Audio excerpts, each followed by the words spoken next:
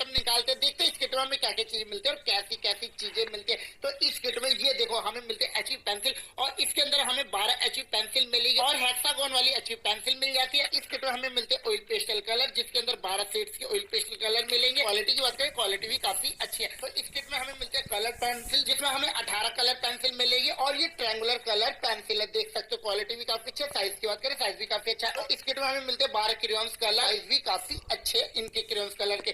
और क्या मिलता है इसके अंदर, तो इसके अंदर हमें 2 इरेजर और एक पेंसिल शार्पनर और एक और पेंसिल शार्पनर मिल जाता है, यानी 2 पेंसिल शार्पनर मिल जाता है, 2 इरेजर मिलता है और एक बहुत ही प्यारी सी ड्राइंग बुक मिलती है, जिसमें हमें 12 पेज मिल जाते हैं। क्वालिटी काफी अच्छे पेजों की। तो इसके अंदर मिलती है हमें डायरी, और डायरी के पेज भी काफी अच्छे हैं और काफी सारे पेजेस भी मिल जाते हैं। तो आपको ये एक्सेसरीज कैसी लगी प्लीज मुझे कमेंट करके जरूर बताना। वीडियो अच्छा लगे तो कर देना वीडियो को लाइक दोस्तों।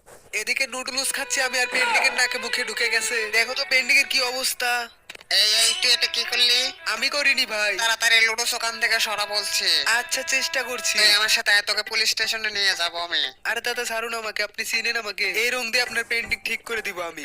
আমি বাইরে দাঁড়ালাম, পেন্ডিং ঠিক কর তাড়াতাড়ি। বাবারে আজকে দরজার হাত থেকে বেঁচে গেলাম। আজকে তো আমাকে টেনে হেসড়ে তো থানায় নিয়ে যেতে চেয়েছিল। মানে আমি যদি জোর না দিতাম আমাকে সত্যি নিয়ে যেত। তাহলে এত রিস্ক নেবে এগুলা কিসের জন্য করি? আমি আমার প্র্যাঙ্ক করতে সবার সাথে ভালোবাসি, কিন্তু তার মানে এই নয় যে প্র্যাঙ্ক করে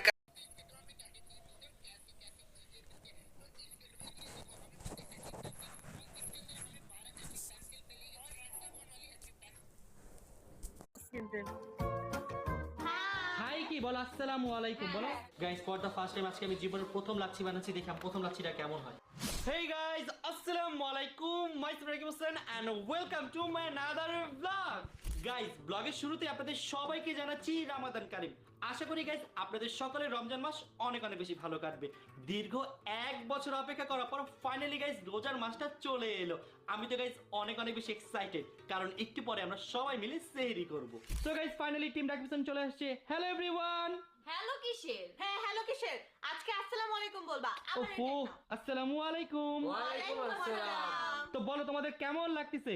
অনেক ভালো লাগতেছে। মানে রোজা শেষ হওয়ার পর থেকে আমি আবার অপেক্ষা করি যে রোজা কবে আসবেন, ফাইনালি চলেই আসলো।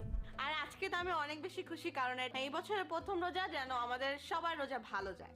আমি এবার আমার মানে প্রথম রোজা না, একটু হ্যাঁ। ভয় লাগতেছে, কারণ রোজা আমি ভুলে আগের বার খেয়ে ফেলছিলাম না কোক। তুই কোক খাইছস, ভাত খাইছস, অনেক কিছুই খাইছস। আরে ওটা বাদ দাও, ভুলে খাইছি, এটা কিছু হবে আচ্ছা না। এবার কিন্তু সাবধানে থাকিস এবার সব রাখবো আমি ইনশাআল্লাহ। ইনশাআল্লাহ। আমার তো সত্যি বলতে গেলে রোজা অনেক বেশি ভালো লাগে, কারণ রোজার সময় ইফতারে যে মজা মজা খাবার খাওয়া যায়, যে মজা মজা খাবার পাওয়া যায় না। কিন্তু তার থেকে সবথেকে স্পেশাল বিষয় হচ্ছে আমরা সবাই একসাথে মিলে নামাজ পড়ি আর ইফতার করি, এই জন্য আমার অনেক বেশি আরেকটা excited। স্পেশাল জিনিস, বাট এটা আমার